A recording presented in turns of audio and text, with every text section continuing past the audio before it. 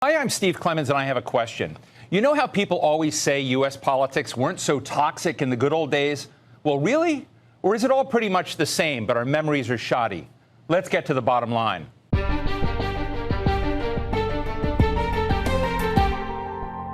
Spanish philosopher George Santayana is famous for saying, those who cannot remember the past are doomed to repeat it. Even though really big surprises can happen and change everything, the truth is that if you hang around long enough, you'll see the same cycles repeat themselves, especially in politics. At least that's the message that I get from reading the memoirs of my guest today, who had a front seat, well, more like a front podium, to decades of American history.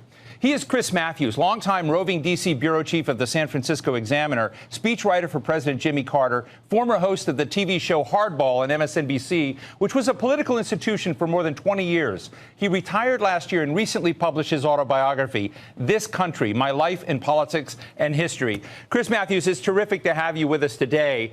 Let me just ask you about the frame you had. When I read about you getting into politics, coming out of the Catholic scene in Pennsylvania, and getting a patronage job, all of the inner workings of those political forces at the time, it kind of reminded me that it had kind of a tribal dimension. And so as I look at new tribes emerging in American politics today, I'm just interested in whether or not we're just at the front end of what it was like when Boston Catholics or Philadelphia Catholics came in, and how, whether or not we're just reliving history and aren't yet quite really realizing it.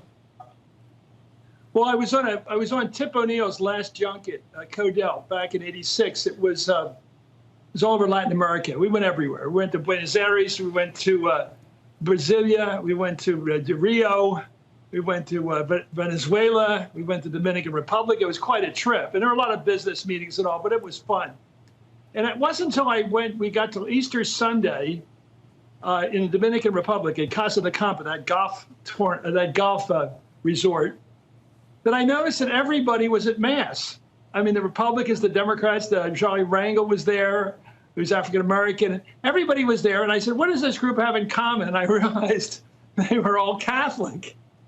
So I don't know how much Tip O'Neill put into that, but that's the way it turned out. And I go, oh, this is interesting. And I think about his pals. They weren't all Catholics, but certainly he had that affinity with Jack Murtha and Charlie Rangel and people like that. And it was interesting. So I guess there was tribes. I know when I first went knocking on doors on Capitol Hill after getting back from the Peace Corps, I started with the Irish Catholics. Trouble is, I got one who was mobbed up. I won't give his name, but he was clearly mobbed up. They had a terrible expose on him about a body being taken out of his basement. It was a loan shark. This guy was in real deep with the Hudson County Democratic machine, which was corrupt, certainly then. And he was mobbed. And they had the FBI tape recordings on him, working with a local capo, helping him protect his gambling interest into Operation Syndicate. So that wasn't a smart move. But that was the way I began looking for a job. I thought the Peace Corps, Holy Cross, where I went to college, would help me get the door open in those cases. It didn't particularly help. I ended up, ironically, with Tip O'Neill for 6 years. We certainly fit the bill.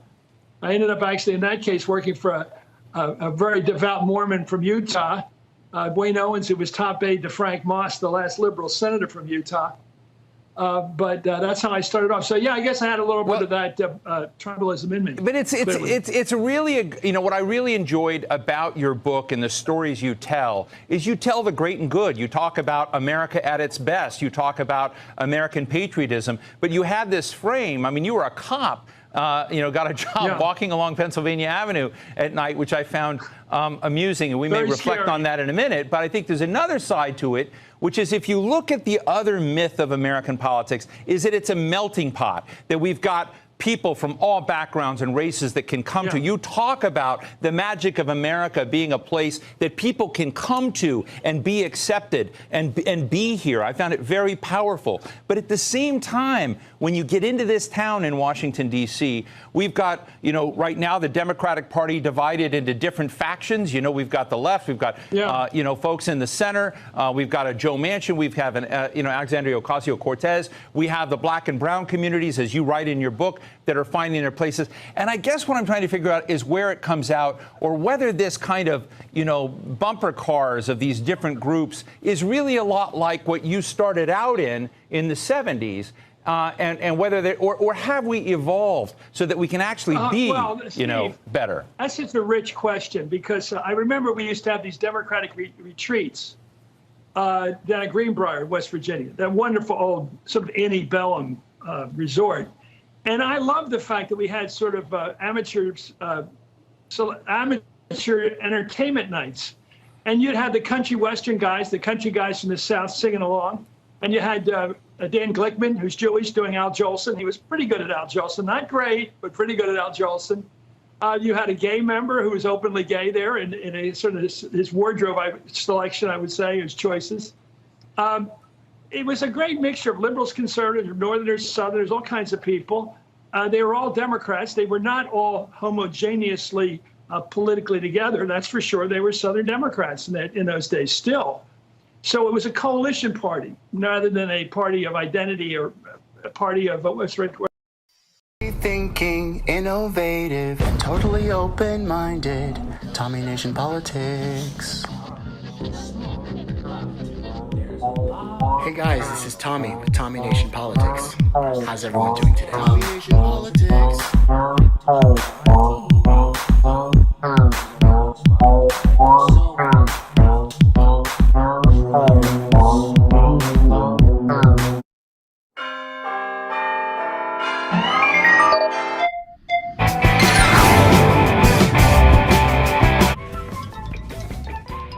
Mr. Bezos, we are about to depart into space.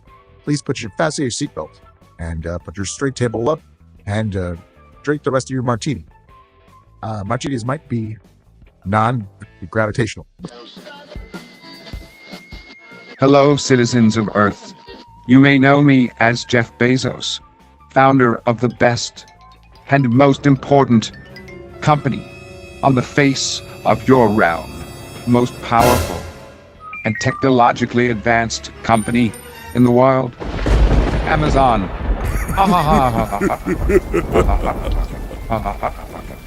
I am Jeffrey Jefferson Bezos, creator of the Amazon drone, and technologically powerful wizard and sorcerer that has manifested Alexa while you were staying at home on your stupid and so mortal lockdown. I was doubling my wealth and expanding my reach in time and space, and on and on. And now that I have mastered the colonization of Earth, I shall reach new heights and new majesties as the stars. In my exploration of space, I not believe I could accomplish such a task. Well, I accomplished the task of the mind-reading drone known as Alexa, didn't I? Did I not? Did I not? Did I not accomplish the unique and stunning creation of Alexa? Master drone, reading, mind reader of thoughts, buyer of DVDs on Amazon Prime? It is of no consequence to me that your mortal minds cannot wrap around their cerebral cortexes the very idea of domination in space. That is only for the masters of Amazon. That is only for the talented and skilled wizards of technocratic Silicon Valley magic. A guild unlike any other, known to the civilizations of mankind. I shall not even try to attempt the meaningless task of conveying to you, mere mortals, the arduous and incredulous tasks before me. Tasks that God himself might find difficult.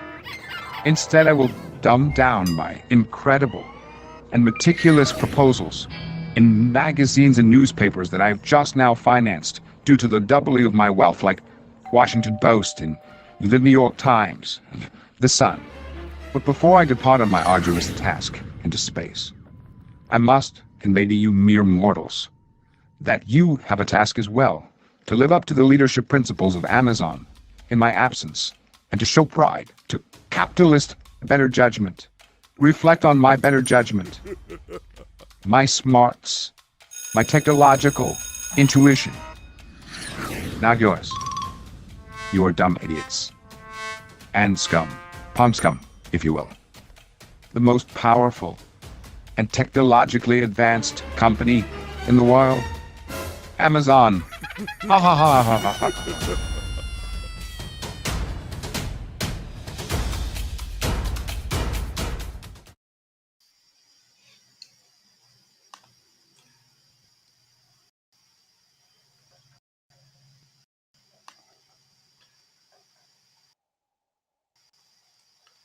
Hello?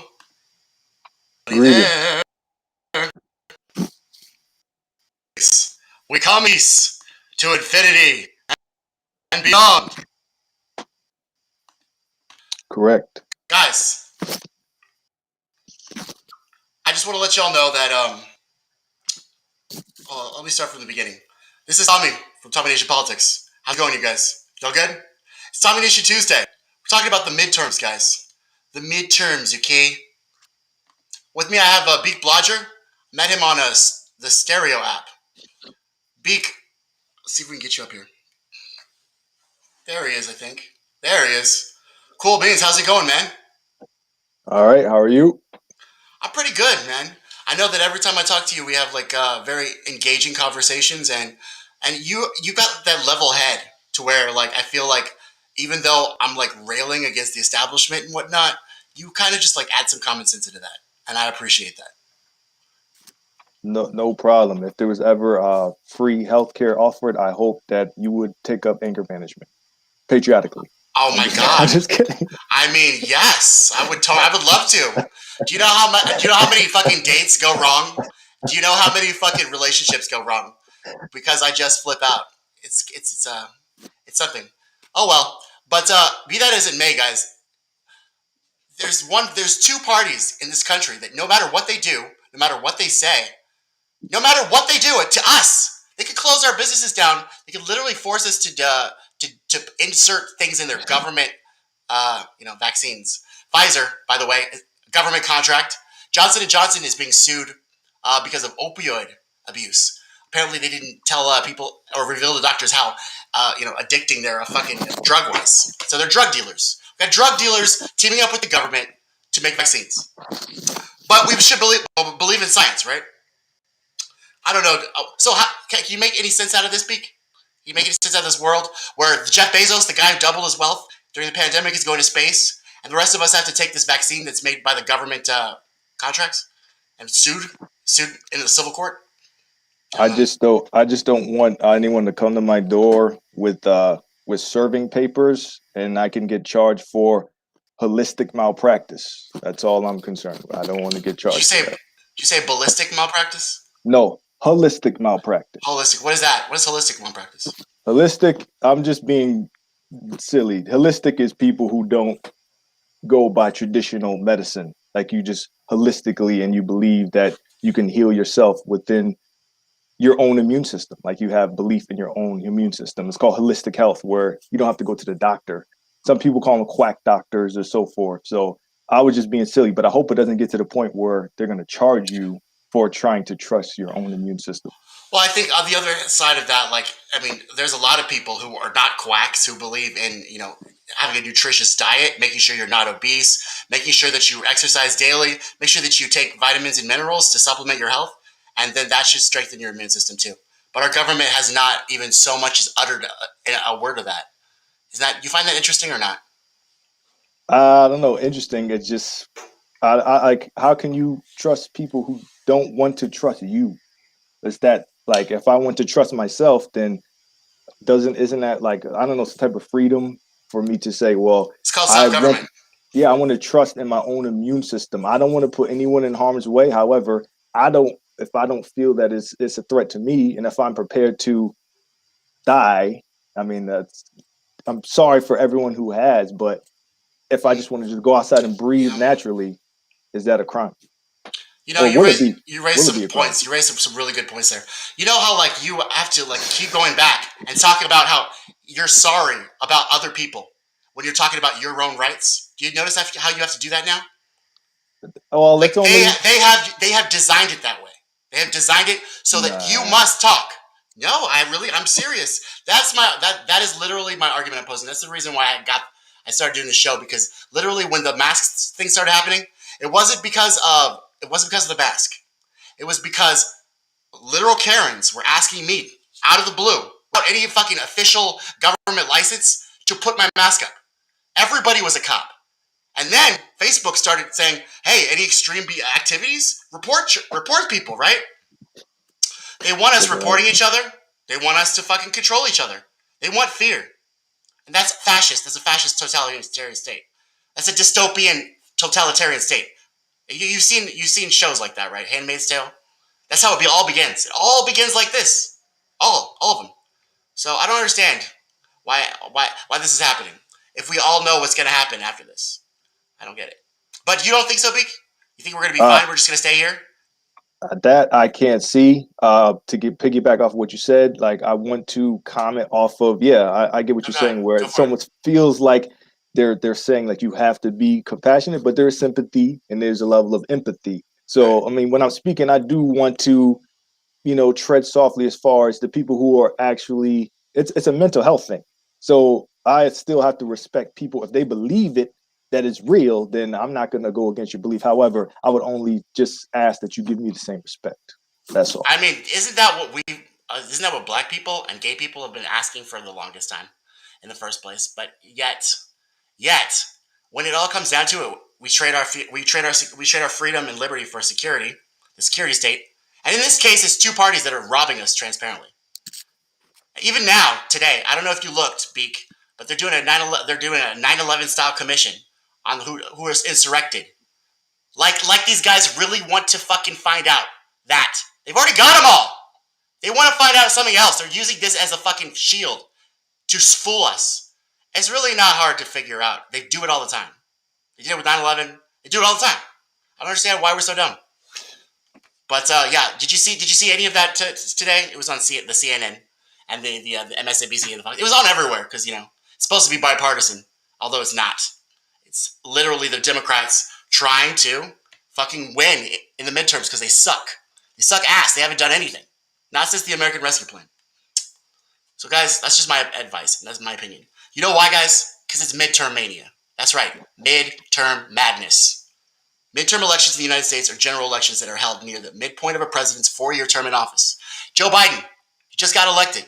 He's got himself a Senate that's Democrat. He's got himself a House of Representatives that's Democrat as fuck. They haven't passed a goddamn thing. Not minimum wage, not legalizing pot, not health care, not Medicare for all, not legalizing anything. Not even legalizing sex work. You would think the Republicans would be on board with that because it's labor. You would think so. Right to work, sex work. Right to work. Love that shit. Yeah, so they haven't done a damn thing. They were only robbing us. They used the American Rescue Plan to funnel untold billions and trillions of dollars to their donors and then to foreign countries. Then they gave us $1,400 and said Trump gave you $600, bitches. Move on. So now, this is where we're at. Now, they're using this fucking commission as a prop to do the next phase of their stupid, evil, dastardly, nefarious plans. And I'm here, Tommy Nation Politics, to figure out what that might be. Now, I'm pretty sure that Beak, while I'm on the way, is going to probably insert some hilarity, because I'm super serious right now. Super fucking serious. I don't know how much hilarity I could add into exactly what you're saying, the things that are going on.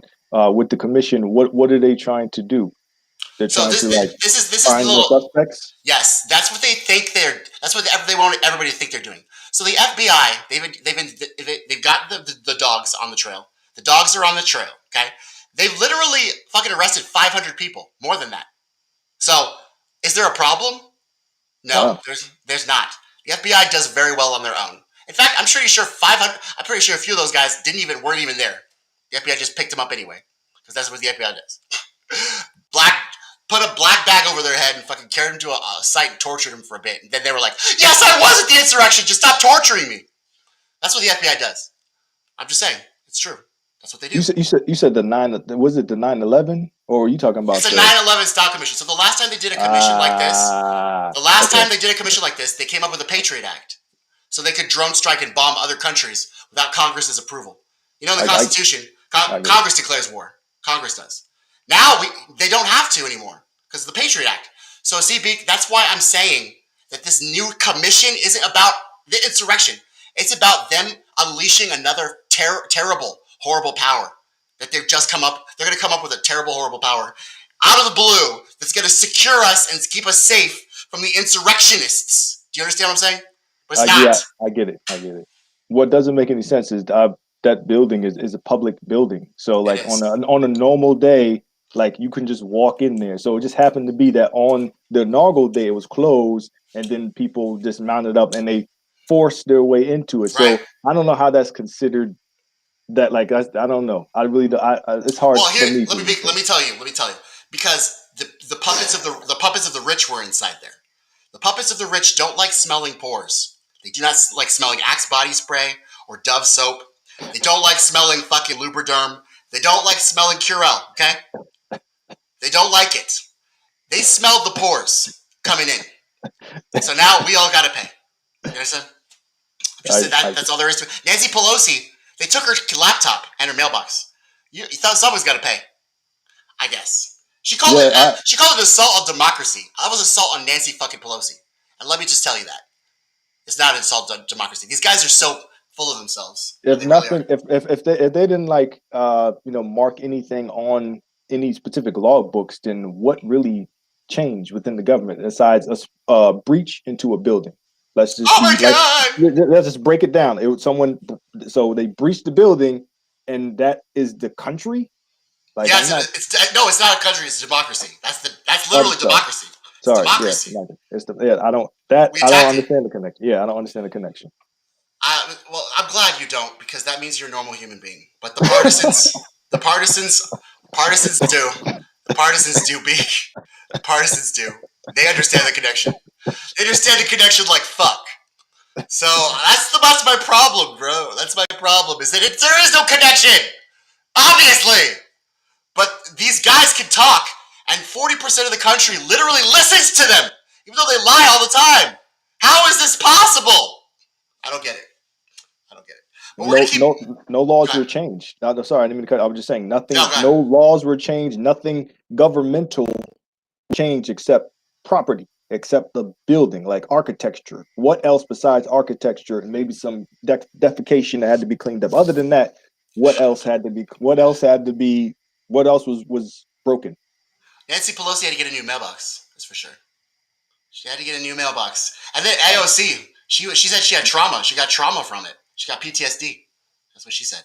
They're so dramatic. I really wish they'd get the fuck to work. Really, honestly. Combat mission in Iraq will officially end by year's end. Now, during a meeting at the White House with the Iraqi Prime Minister, President Joe Biden stressed the U.S. is not turning its back on a strategic partnership.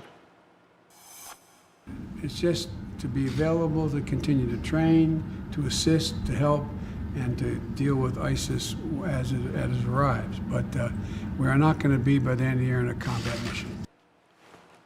Iraq has demanded an end to the combat mission, and the announcement makes the current status quo official. More details now from CNN's Awa Damon.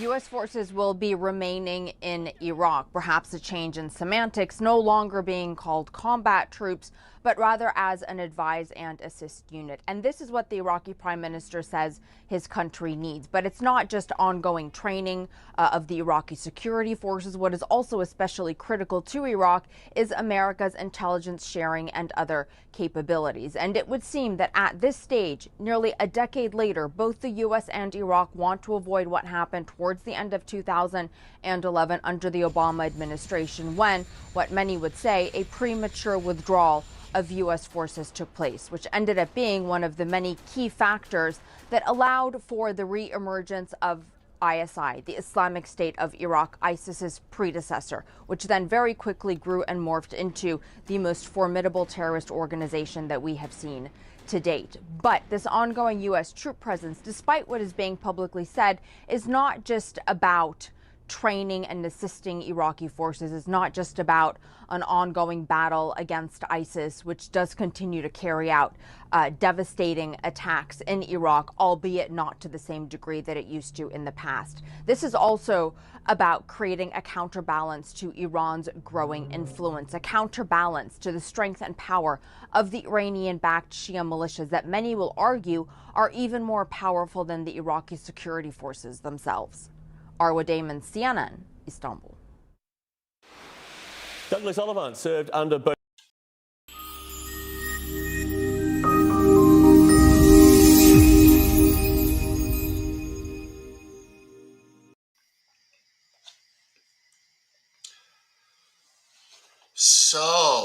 So we have news from Iraq. News from Iraq, which is going to be that they're no longer calling themselves combat forces. They're going to be called, what is it? Advising unit. An advising unit. The language has changed. Advising unit, okay, check. We don't want to have a premature withdrawal. Doesn't this sound like some kind of Catholic sex talk? Oh my God, I'm at your advising unit, warning you to how to have a premature withdrawal. The key factors that started ISIS caliphate. Well, guys, I don't know. Let me just tell you, Beacon. I'm an old guy. I'm 36 years old, and I remember when George W. Bush was talking about this war. He literally referenced it all the time to Vietnam. He would talk about Vietnam, and he would talk about this war. And I was like, I thought this was a peacekeeping mission, right? I would always wonder that, but nobody questioned him because the media was in love with George W. Bush, especially after 9/11. Anybody who didn't like the Iraq War was kicked off TV. Bill Maher was kicked off. Chris Hitchens was kicked off. Everybody was kicked off of TV. That was real. Those are real leftists. Anybody who said anything bad about the war, you don't support the troops. And then, but George W. Bush was so dumb. He would constantly talk about how it was like Vietnam. And if you remember, we were in Vietnam for years and years and years, which is how it's become with here. So now, the military-industrial complex and the Senate and the Congress is lazy as hell. It doesn't even want to declare war anymore. They're so lazy, taking money from their donors.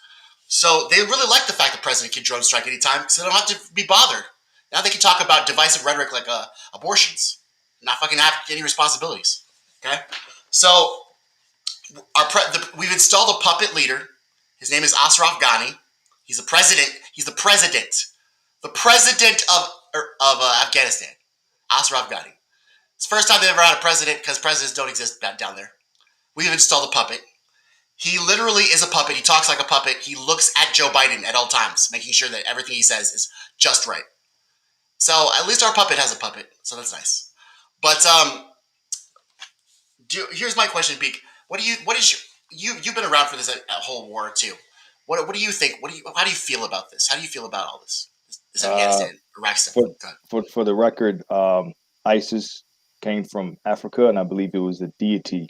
There's a book by Dr. Francis Cress Welsing. It's called The ISIS Papers. It has nothing, zero to do with terrorism. So I just wanted to get that off the book, off the bat. As far as any, that word automatically stirring up or invoking anything, just look into the history of things. That's what I just wanted to say that off the bat. But as far as the war, I don't know what the purpose of war is anyway. To piggyback off of what you said, I think probably drone are at least better than lives lost. Is that, it may cost more, but I mean, if that's the new wave, I mean, we already have cyber security breaks. There's all types of different countries doing it that way. So maybe the electronic way may be more beneficial without the loss of life. If that doesn't sound too, I'll play Terminator if I don't have to die. Where they're going to become self-aware, and Skynet's going to go live and figure out the actual problem, which is, I mean, they'll think it's humanity, but it's really just the Democrats and Republicans. They would just go one more second. For some reason, AI can't figure out how to bring Republicans and Democrats together. Like, for some reason, that's the one. It's impossible. That's the one calculation. Is that we just can't. There's always something there. You can't figure it out. Honestly, I'd be glad that they couldn't, because when the Republicans and the Democrats are together, they're even worse. Like, every time. We started these two wars with them. We all fucking held hands, walked into Iraq. Remember that? And where are the weapons of mass destruction, guys? I'm still waiting to hear that shit. I think that was just a flex. The weapons of mass destruction, in my opinion, is like that was him just flexing, saying, "Oh, there are none because we didn't put them out there." So that was, I think that's, if I could play the advocate, of course there wasn't any to begin with, but we're like, people were upset. Send them there, and then the troops went there, and they said, "Yeah, we're looking for something." And the other people were like, "Where are they?" And they go, "Don't worry about it because we didn't have to show ours." If I could be on the other side. So in Vietnam, we invaded jungle terrain. We napalmed it with Agent Orange and killed untold thousands of people. But we still kind of lost that war because we didn't know the territory. I don't know why. But here we're in a sand terrain, and we've been there for 20 years, and it's still the same thing. We have the most powerful military on the face of the earth, and we still can't win. Isn't that weird? We can't, or No, I don't even know what winning is. I guess. I don't think it's weird because What would winning be? a bullet can't change ideology. The war is against the mental state, like as in the mind, not in. Of course, you take a literal. What state? No, I'm talking about. Yeah, it's about ideology and belief. You're not going to go against someone's belief, and I don't go against anyone's belief. If I have a gun to you and I say, "Tell me you believe in this," you could still say you believe in what I tell you, but as soon as I leave and put the gun, I say, "Okay, that's what I thought," and walk away. You just can continue on living your life. Correct. So, but that's a really good point. The point is that the gun's gonna. That's why the gun needs to permanently be at your head, or you at least need to think. You at least need to think that the gun is at your head at all times. Which is why the mandates. Right? Well, then we'll be moving in. Like you have to. There has to be someone there. Yeah, there has to be someone there. Does there? Because these people, they're good citizens. They do it on their own here in this country. I guess you could use drones. You can use drones. We use drones and drugs. I'm gonna name my next episode "Drones and Drugs." Let me say. That's scary. That's scary. Drones on drugs. That's scary. What do you think about Bezos going to space? You like that? He spent he didn't $4 billion it would take to end world hunger. He went to space. Fuck it. I don't understand why he didn't just, or him or the other guy, why didn't they just put a flag up there? Like they could get an allocation of, they could say, this is my space in space. And then they could still just, why not? Hey, if you go up there, might as well put your flag up there, let it float off and go, this radius, this is mine. And you could own and you could trade currency. I don't know. I think it's silly. Yeah, I don't think any of us really know because we're not billionaires. Only a billionaire knows what the fuck's going on here. That's what I think. It's an expensive roller coaster. I like theme parks, but I don't want to spend that much money to go on a roller coaster. When they get the cheap tickets, maybe I'll go. I mean, he literally exploited us all to make us buy online and doubled his wealth during the pandemic. So I guess he deserves a vacation. All right, next up, we have Kamala not saying words anymore. Actor in her heavily criticized response to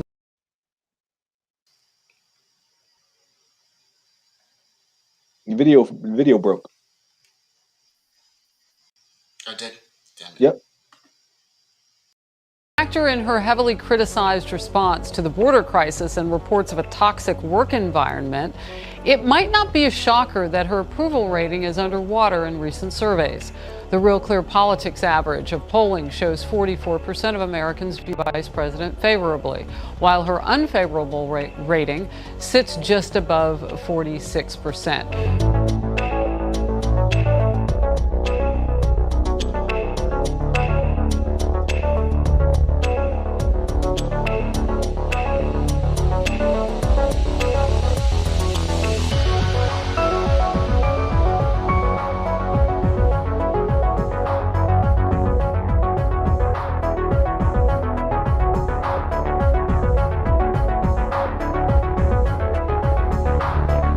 Mercedes, working in the White House, and you're in comms and you're leading your team. I'm just going back to where you were.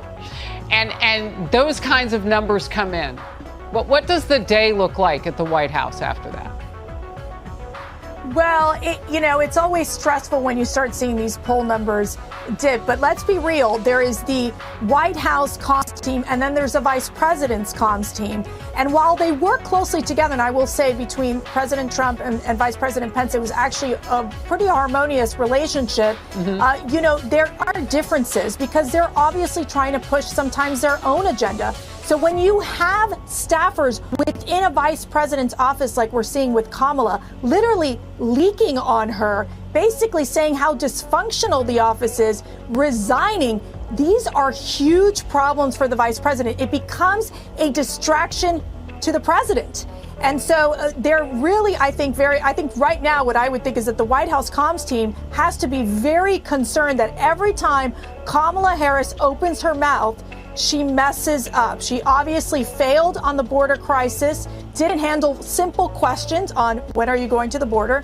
And now they've pushed her aside to basically say, okay, handle the voting rights issue. So we have to see how that happens. And that was a disaster because it became a super spreader event with the Texas Democrats. So I got to tell you, Kamala is only adding more negativity to this Biden presidency.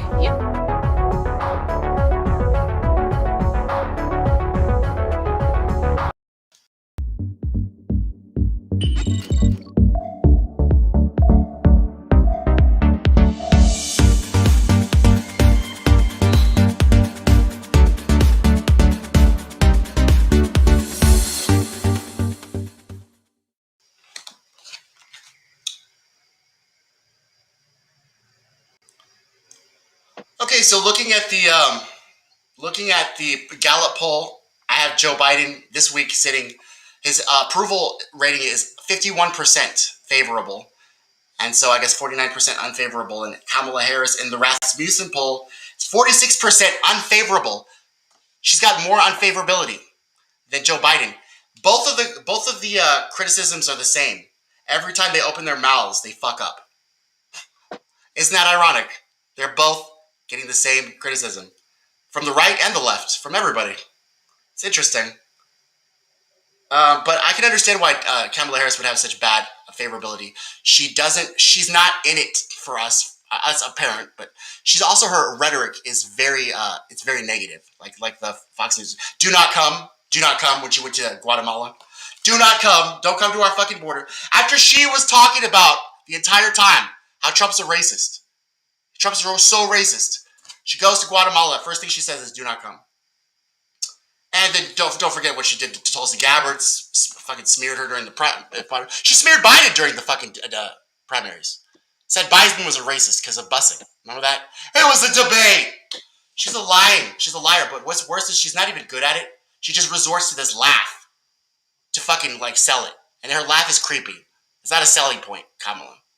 Your laugh is creepy. It's not a selling point. Just so you know. Big, what do you think? Yeah, the "do not come," that's a little brash. Maybe it could have been lightened up a little bit. I don't know who wrote that line. Yeah. Could have been a like please abide by. I don't know, something. Just "do not come" is kind of, yeah, it is kind of. She said it twice too. She said, "Do not come. Do not come." Yeah. That's. I think that's a little too harsh. As far, it's not very like open. Yeah, it's not very heartwarming. Yeah.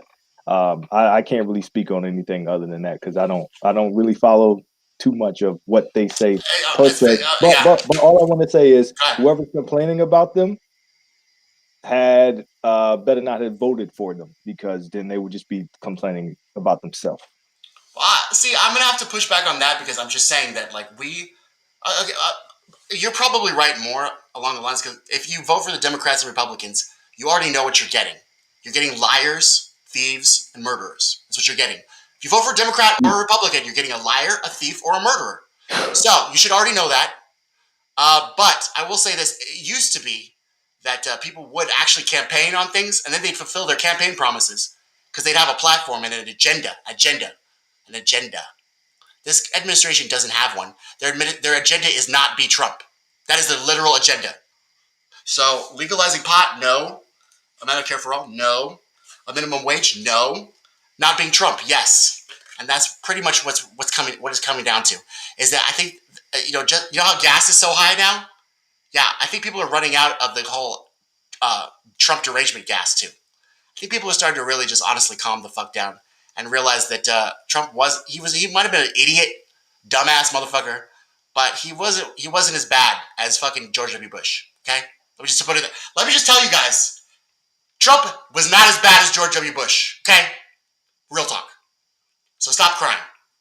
You know, he wasn't. He really wasn't.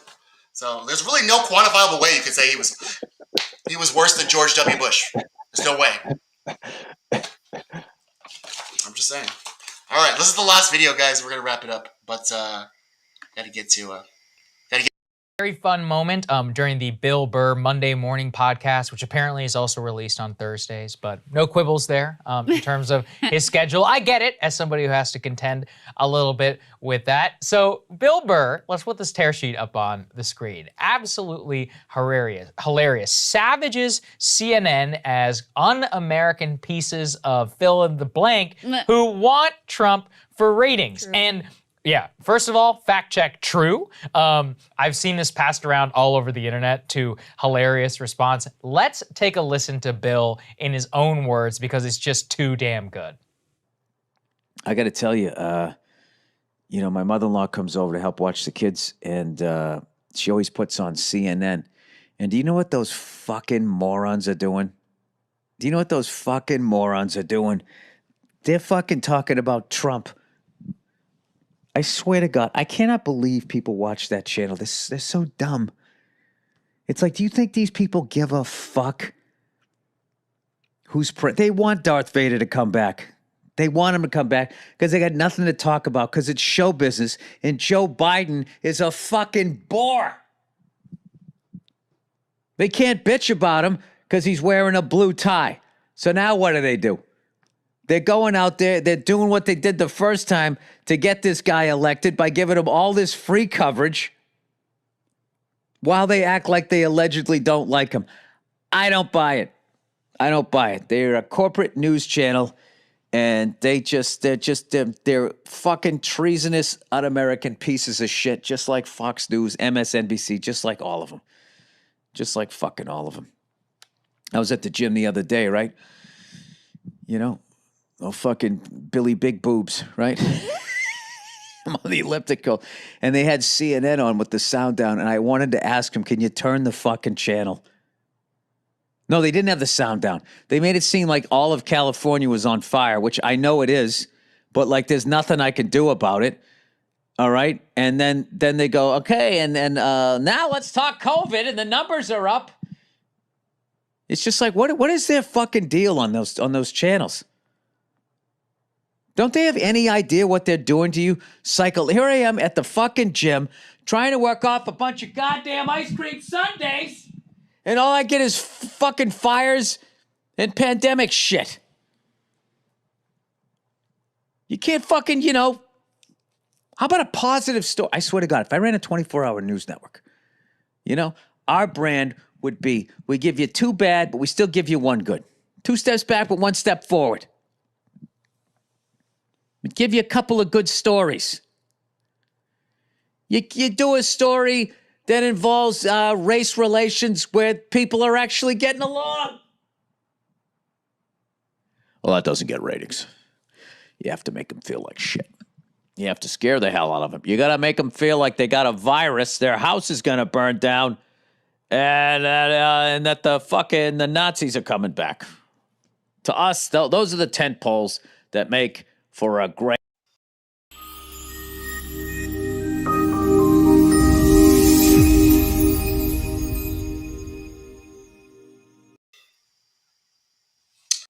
Two steps forward, 1 step back. 2 steps forward, 1 step back. 2 steps forward, 1 step back.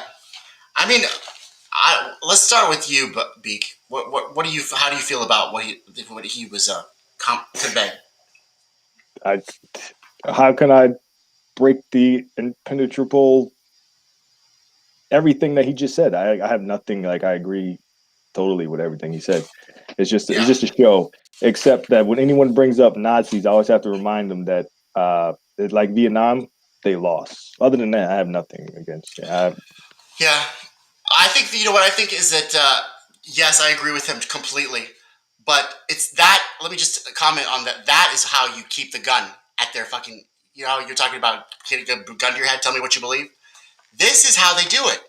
Now, Noam Chomsky called it manufacturing consent. Manufacturing consent. The media. The media's job was to keep the politicians in check. The Fourth Estate, keep them accountable for their actions. Now the media's job is literally to keep us from reacting to the politicians and how horrible they are. That's how that is literally what it is now for. Jeez, I understand, but what about, like, we still have to make the decision to react as to the fear mongering that's coming towards us. I get it. From their end, they're just saying, be afraid, but be afraid, what is it about each individual person that we have to take it in ourselves and then diversify the information? Right.